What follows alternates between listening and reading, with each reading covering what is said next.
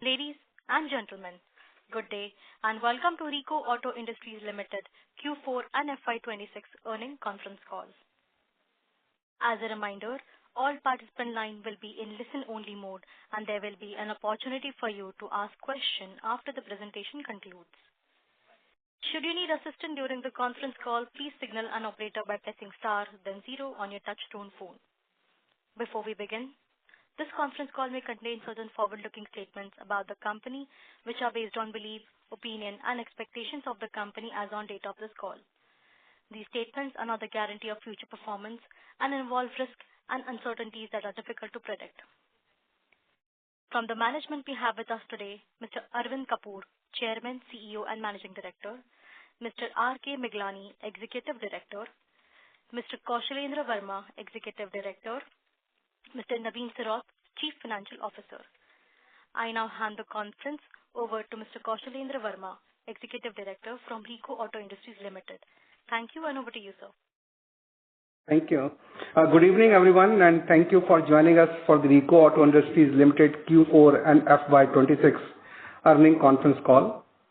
We are pleased to report that Rico Auto Industries achieved its highest ever annual revenue during FY26, supported by healthy domestic and export demand, operational improvements and ramp-up of new programs across business. We are OEM supplier and our export business in US and in Germany is growing despite of ongoing geopolitical issues. Our export to the US and Germany will grow to 2x in next 2 years. Let me begin with the brief overview of the macroeconomic environment, which continues to remain supportive for the automotive sector. Despite global uncertainties, India continues to remain one of the fastest growing major economies globally with GDP growth projected at around 7% for FY27. A strong domestic consumption, government infrastructure spending and continued focus on manufacturing and localization continue to support growth across sectors. Moving to the automotive industry, the passenger vehicle segment witnessed healthy growth during FY26 with production volume increasing by around 9% to an all-time high of approximately 5.5 million units, while EV adoption also accelerated with electric passenger vehicle penetration increasing to around 4.2% during FY26 from 2.6 in the previous year. The two-wheeler segment also delivered strong performance during the year with production volumes growing by around 12% to approximately 26.6 million units, surpassing the previous industry peak. Electric two-wheeler adoption also continued to improve with EV penetration increasing to around 6.5% during FY26 from 5.4% in the previous year. Looking ahead to FY27, the industry is expected to maintain healthy growth momentum with passenger vehicles expected to grow by around 5 to 7%, two-wheelers by around 6 to 8%, and commercial vehicles by around 4 to 6%, and three-wheelers by around 9 to 10%. EV penetration in the two-wheeler segment is also expected to improve further to around 7% to 8%, which continues to create opportunities across hybrid and EV-related platforms. Talking about Rico, the business environment remained positive during the year, supported by healthy domestic demand and ramp-up of new programs across businesses. During the year, aluminum and other raw material prices remained volatile due to fluctuation in the global commodity market. However, healthy demand conditions and customer pass-through mechanism helped us to manage the impact with limited effect on margins. We are under discussion with our customer to renegotiate our RM settlement cycle and also discussing renegotiating on the components which is impacting our margin. We are also reviewing our entire portfolio of our business, specifically identification of the low margin products, and will be negotiating with our customer to improve product profitability. We also continue to strengthen our business pipeline with new orders across customers including Toyota, Maruti Suzuki, Hero, Bosch, Cummins and Knorr-Bremse. These programs across transmission, braking system, engine and EV related application provide good visibility and are expected to support future growth over the coming years. Apart from the automotive business, we are also seeing encouraging traction in railway and defense. Supplies have started improving gradually, and these businesses are scaling up, utilizing our existing manufacturing infrastructure and engineering capabilities. Now, I would request our CFO, Mr. Naveen Saurabh, to take you through the financial performance of the company. Thank you. Thank you, sir. Good evening, everyone. I would like to highlight that the growth during the quarter and the year was supported by healthy domestic as well as export demand, ramp up of new programs, and improved business across our key segments. Consolidated Q4 FY26 highlight, revenue stood at 677 CR in Q4 FY25, including an export of 102 CR. EBITDA stood at INR 47.8 CR with EBITDA margins of 7.1%. PAT stood at INR 6.9 CR. On a consolidated FY26 highlight, revenue stood at 2477 CR, up 12% year on year, and the highest ever annual revenue for the company, which includes an export of 395 CR. EBITDA stood at 223 CR with EBITDA margins of 9%. PAT stood at INR 52.4 CR as compared to INR 19.2 CR last year. I'll also like to highlight that there were a couple of non-recurring impacts that had impacted the profitability in the current financial year. One, the labor code impact, which is almost 3.6 CR in Q4 and 11 CR for the entire year. Further, there was a lag settlement impact, which was 11 crores for Q4 and 19 crores for the entire financial year. On the lag impact, as KV sir has already highlighted, that we are renegotiating with the customers to bring the RM settlements on a monthly basis, and I am glad to share that 75% of the customers by value have already accepted our request. On the segment-wise performance, aluminium business revenue stood at 2155 CR during FY26, contributing around 88% to total revenue. Ferrous business revenue stood at 322 CR during FY26, contributing around 12% to total revenue. Exports for FY26 stood at 16% as compared to 15% last year. On CapEx side, the investment in Hosur is progressing as planned. The facility is expected to become operational from September 2026 onwards and will primarily cater to hybrid and EV-related programs for key OEM customers. Along with that, the company has also received an approval from Tamil Nadu government for a subsidy of around 39 CR, which will start accruing from current financial year and will be available for the next 10 years. The company has also secured a new orders worth approximately 2,500 crores over a program life of 5 years, providing strong visibility for future growth. On the balance sheet side, we continue to maintain focus on working capital management and cash flow generation during the year. Working capital days improved to 7 days from 33 days last year, while the cash flow from operations stood at 331 CR during FY26. Net debt as on March 26 stood at 686 CR as compared to 653.1 CR last year. Looking ahead, we remain optimistic on the business outlook, supported by healthy domestic as well as improving exports, strong order pipeline, and increasing participation across hybrid and EV platform. Thank you. Now we are open the floor for questions. Thank you very much. We will now begin the question and answer session. Anyone who wishes to ask a question may press star and 1 on their touch-tone telephone. If you wish to remove yourself from the question queue, you may press star and 2.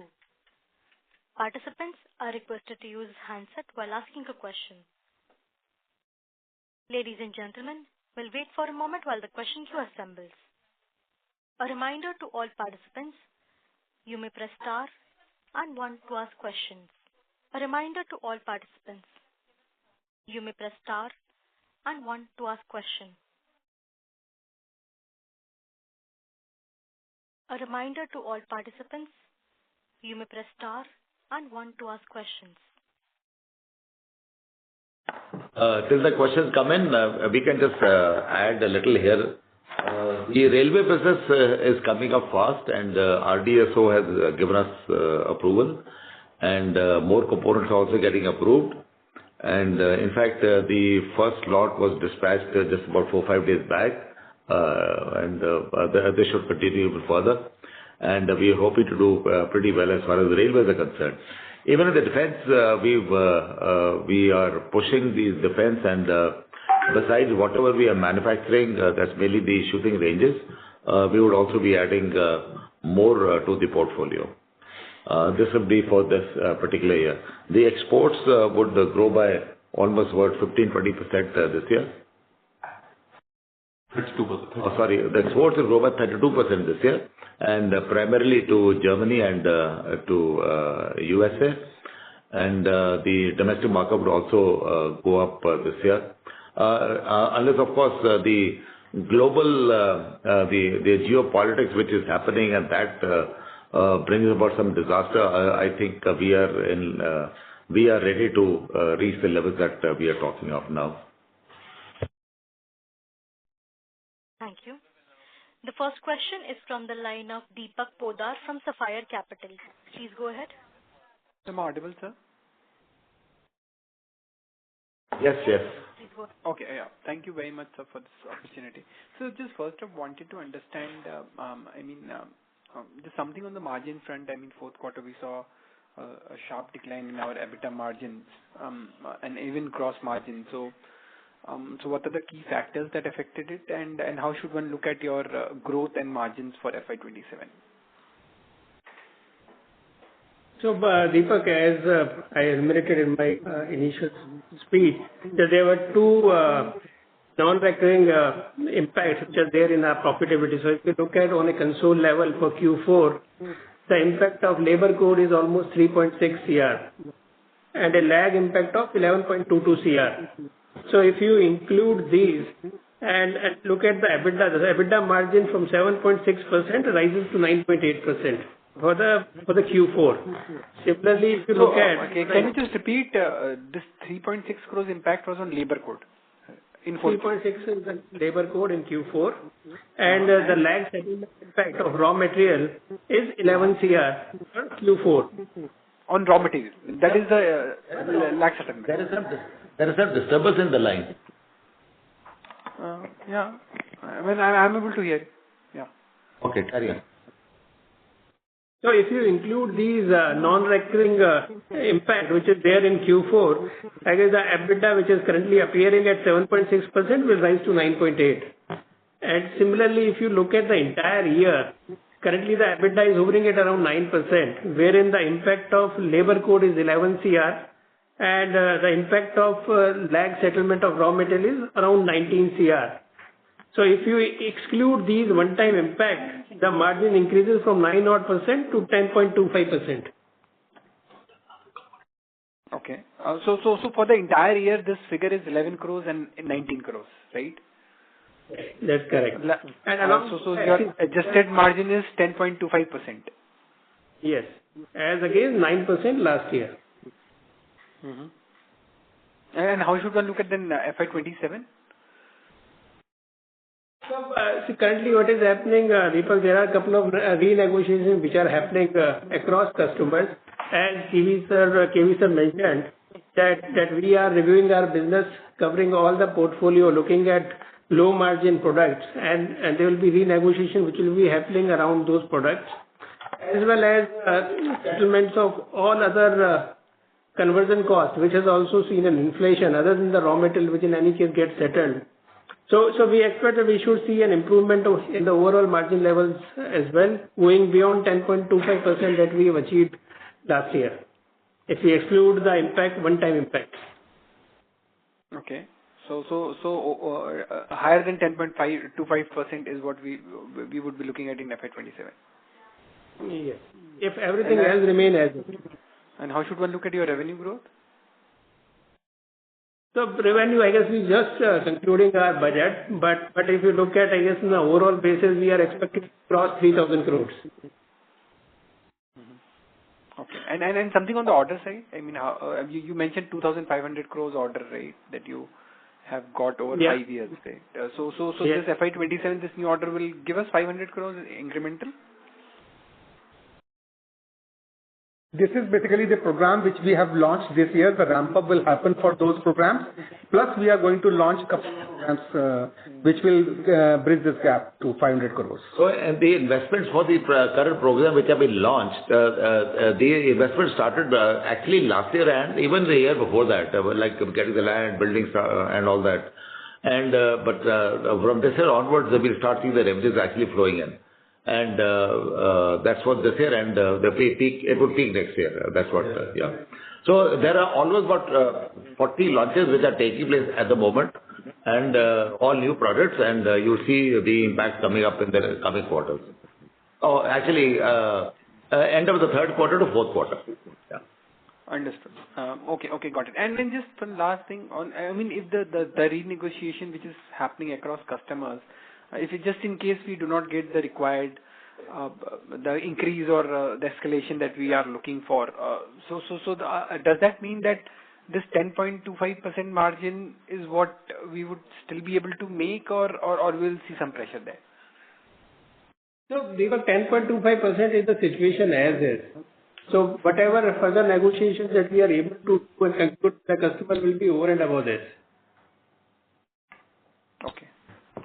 We are fairly confident that the commodities, of course, the other consumer items that we use in our system, which are imported where because of the dollar price change, they've gone up. The customers recognize that, and the oil usage that we have, the gas usage we have, and we are already in a discussion with the customer for those. I got it. That's very clear. I mean, yeah, that's very helpful, sir. I mean, I wish you all the best. That's it from my side. Thank you. Thank you. A reminder to all participants, you may press star and 1 to ask question. Next question is from the line of Parag Thakkar from Fort Capital. Please go ahead.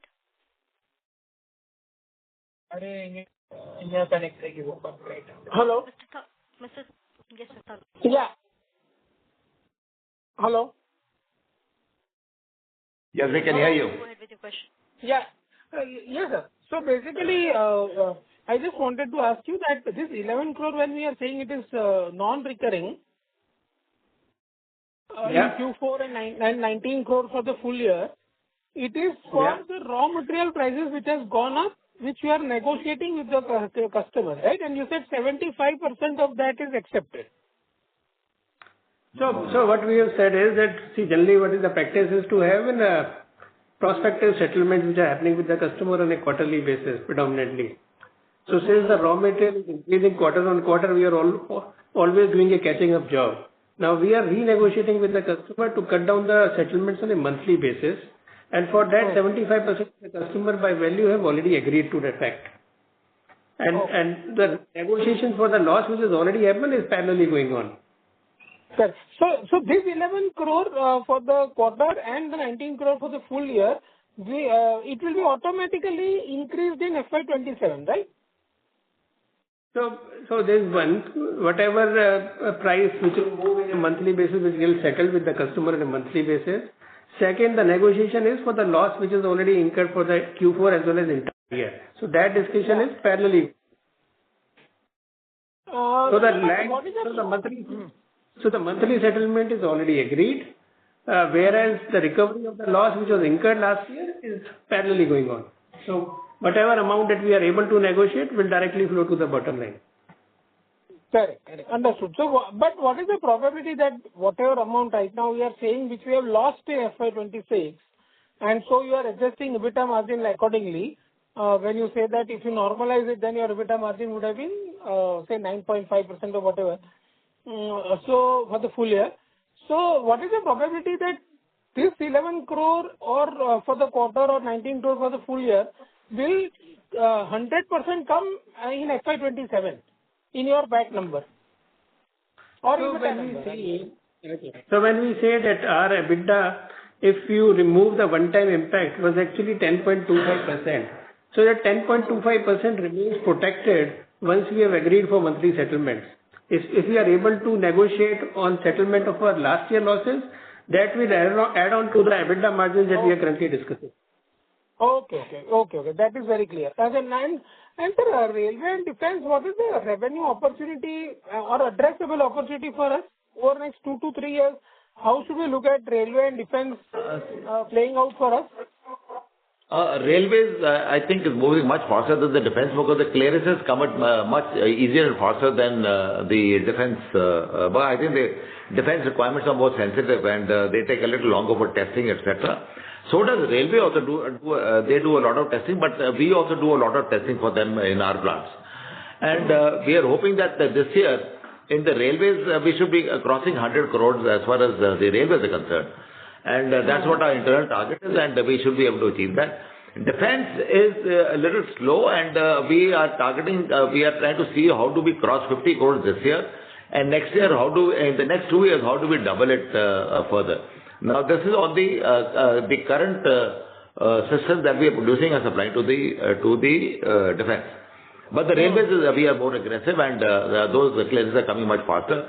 And as railways are modernizing and 200,000 crores are being invested on modernization of the total railways, that includes the lines and the laying of lines, etc. We are going to be major participants there. Sure. And sir, when we are saying this current year's revenue of 2,480 crore is going to 3,000 crores, so it is almost around 25% jump. Why we are saying that two-wheeler is going to grow at 6 to 8% and others also are growing at below 9%. Am I audible? Yeah, very clear. So when OEM sales are growing at below 10% and we are confident of achieving more than 20% revenue growth, is it coming from new products, 40 products? Parag, the projects we had taken up 2 years back and last year, where we have started investments, and those are fructifying now, and those are for the exports as well as the domestic market. So that's there, and those items we are single source supplier to all the customers, and so that and those items are going to see a major growth, and that's both for the exports as well as the domestic market. And so it's the programs which we actually started investing a couple of years back, which are fructifying now. Okay. And it is not, we are not talking of just a linear growth that the customers are growing by 5%, but we are also growing by 5%. What we are saying, we are getting the largest share of the market, and also we are picking up newer components like for hybrids and electric vehicles, etc. Sure, great. And then railway and defense orders are coming at what kind of margin? It should be better than the current automotive margins, right? We've just started supplying, so give us some time. They are obviously better than the auto margins, but we will, I think, give us 1 or 2 quarters and we'll actually tell you about the margin. And sir, one last question from my side. How should we look about net debt? Is it going to reduce or you are comfortable at current levels? So if you look at overall, I guess we are hovering at around 3.75 times the leverage. And if you look at repayments which are scheduled over next 2-3 years is almost 110 CR annually. So I guess we are pretty comfortable even with the debt which is there in the books as of today. But we are still seeing a downward gliding path going forward. So 120 crores in any case will get knocked off every year over the next 3 years. Okay. And then one last question just to squeeze in, that we had this property also, right? Land on which our plant is there, and there were some discussions that there were some offers, bids in the market for that property. So any update on that if you would like to give? Discussions are carrying on, and like I mentioned last time that we were offered 700 crores and we had said no to that, and because we were looking for a much better price, a much better value, so that we could actually reward our shareholders. And so we are working on that, and we are getting better offers than whatever we had before. Okay. And so any timeline you are looking at over next 1 year? Can shareholders expect some? अगर होने को तो 6 महीने में भी हो जाएगा, नहीं होने में तो until we don't get the right price, we are not selling it. Okay, sir. Okay. Thanks.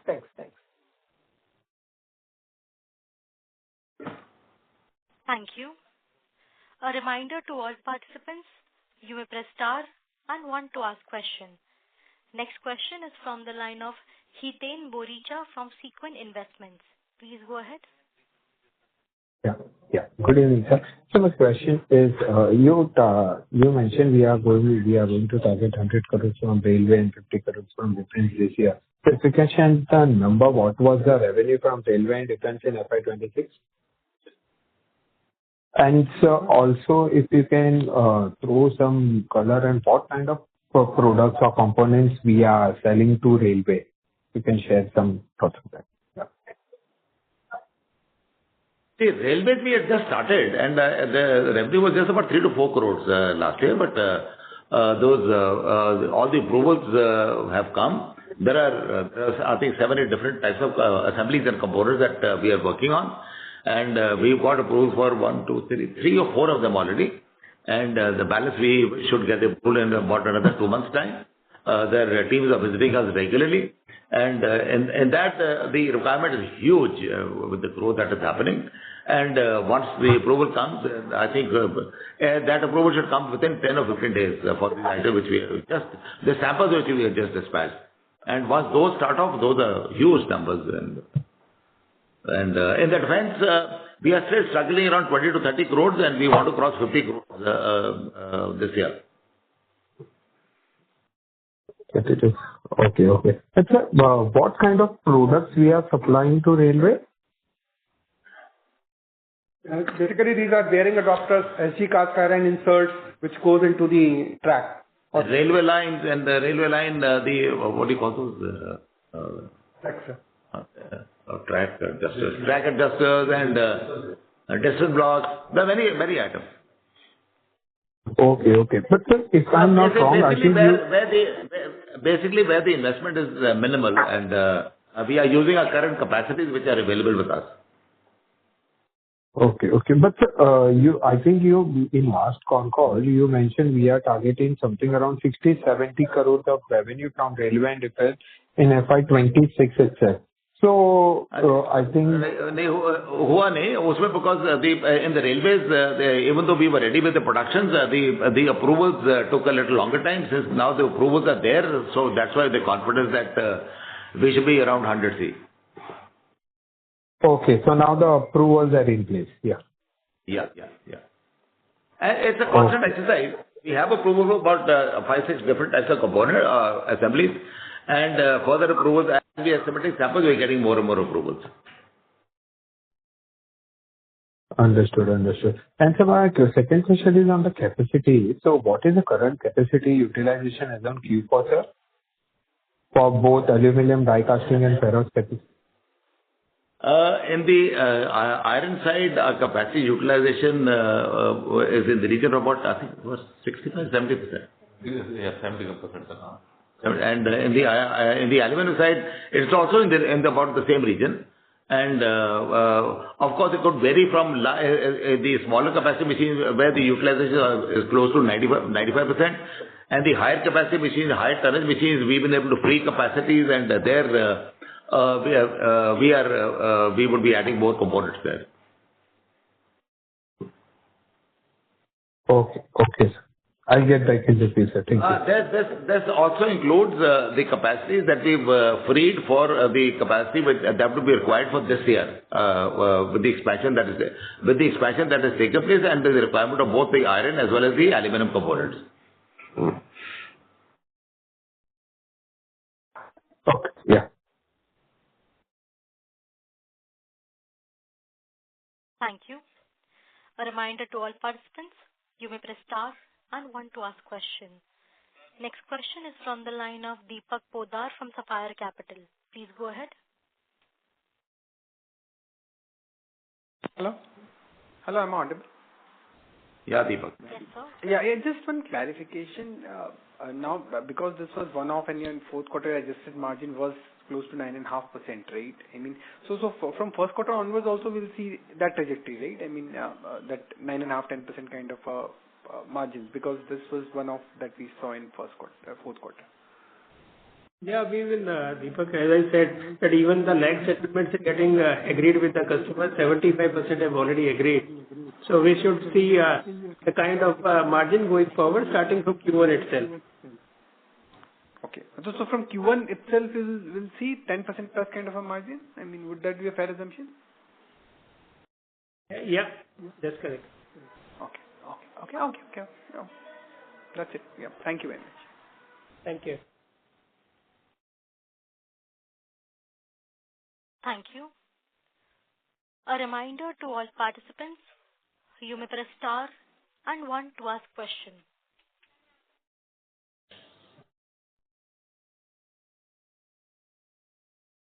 A reminder to all participants, you may press star and 1 to ask questions. As there are no further questions, I now hand the conference over to management for closing comments.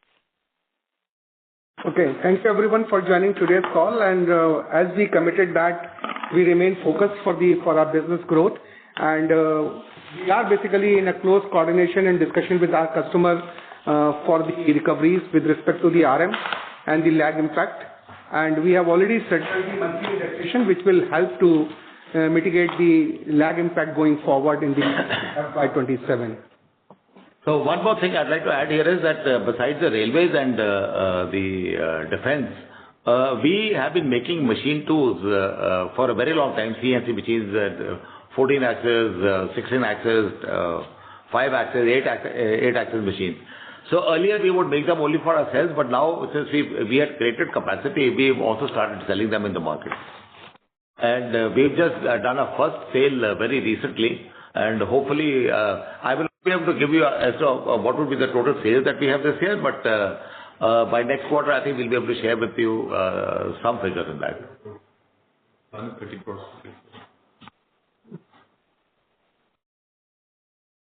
Thank you. Thank you so much. Thank you so much. Thank you. On behalf of Rico Auto Industries Limited, we conclude this conference. Thank you for joining us, and you may now disconnect your line. Thank you.